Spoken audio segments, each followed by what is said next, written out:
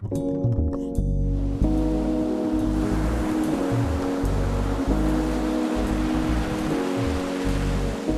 I look at these waters and consider the journey my ancestors endured crossing them, I never thought I'd be the one to return. I got people in my life that I can do anything with and that know what being African is about and want to move forward in that direction. Coming from home to DC, to Washington, to London, and finally getting to the motherland, I'm just so glad I took this trip. It's like the best thing that ever happened to me. What a sweet, sweet mango peach, you're my maple syrup, straight up from the trees. You're my sweet water, sweet mango peach, you're my maple syrup, straight up from the trees. Feeling shy of worship, oh, so strong. My name is Sylvia Dorsey. I am 17 years old, and this is where I live, in the Thomasville Heights community.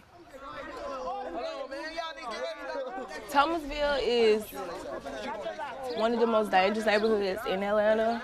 Like, I saw the first person get killed in front of me. I was like 6 years old, and he was like probably 30 feet away from me, and it was over a bad drug deal.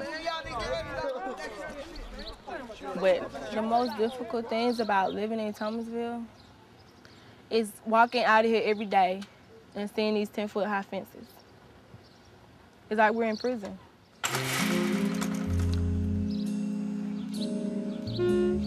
We have a lot of people that they have begun to accept, like, this is it, this is Thomasville, this is who I am, but not me. I won't allow myself to accept where I'm from. You know, I'm doing my best to get out of here.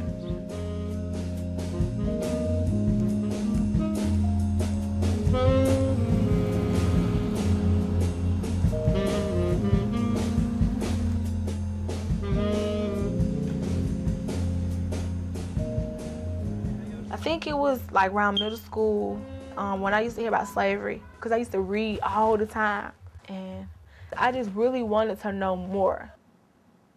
I was like, it don't end here, you know, and I never knew how I was gonna go about doing that. Like, I can sit here and I can look at these books all day, okay? But to actually touch, to actually just be there, it's a whole new story. It's just all about a connection that I need, the feeling, to be there where they were.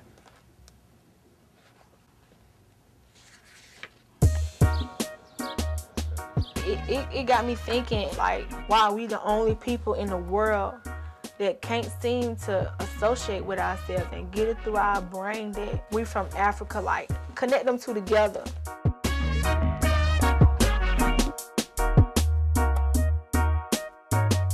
I feel bad about it, and I feel upset because some people go their whole lives, some black people go their whole lives thinking that their history only began at slavery. They have no clue that it goes way further than that. And because, like, we know, but it's just kind of negative, they think of Africa as negative. Hi. Can I ask you all some questions? Yeah. Do you think you're African? No. I'm gangster. You gangster? Yeah.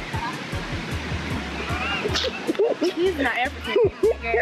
He thinks that he's gangster. Do you think that you're African? I ain't got no Africa in me, right? I consider myself as an African living in America. This is not my country. I was brought here. I think we still lost. I think we still enslaved in some ways. I'm nigga, I'm Indian, and I got some of that crazy Asian white in me. So I'm the American dream, I guess. But the black American here, the black African, that's the same thing. That's the same thing, same culture, same black. There's no nation called black on the planet. Right. You know what I'm saying? That's descriptive of our hue, but it doesn't give us a nation. Africans came to America on planes, and African Americans came on boats locked in chains.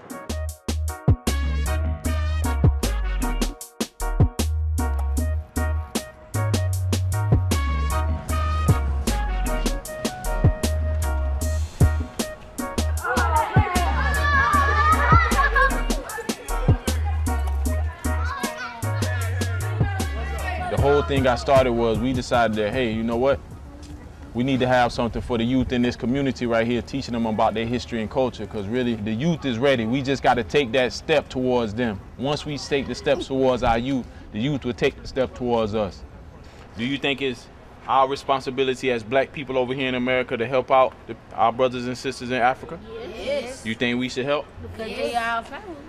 And we should because they are brothers and sisters. Show them respect because they would do the same thing for us. Because the youth that everybody else put aside, the youth that everybody else say, nah, we don't want them. They troublemakers. They this and that. They can't learn. They ain't smart. Them the ones we want because we know those are the real gems amongst our people. So congratulate yourselves. Congratulate yourselves. That's right. Keep it up. We ain't forget about y'all. We ain't forget about y'all. All right, Pat. I'll let you, man. Keep it down. Appreciate it.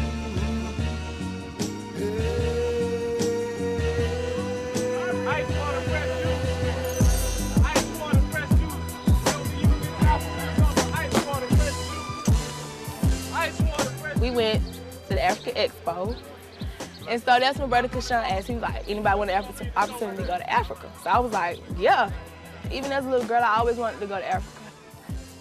I'm never gonna get opportunities like this, like ever again, probably, so I'm gonna stick with this. You're never gonna reach the sky until you spread your wings and fly. You ain't gotta give me no reason why. I said you never know unless you try, baby. You're never gonna reach the sky until you spread your wings and fly. All right.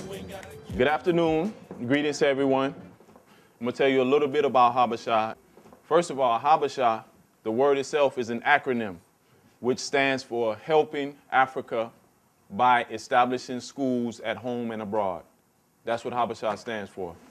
And this program specifically is focused on high school students in Atlanta to teach them about their own history, their culture, teach them leadership skills, community service, and it culminates in a trip to Ghana, West Africa. Now, the program is very intense, and we're going to talk a little more about it. We expect a lot out of the students, but I know for sure we will have students who are up to the task.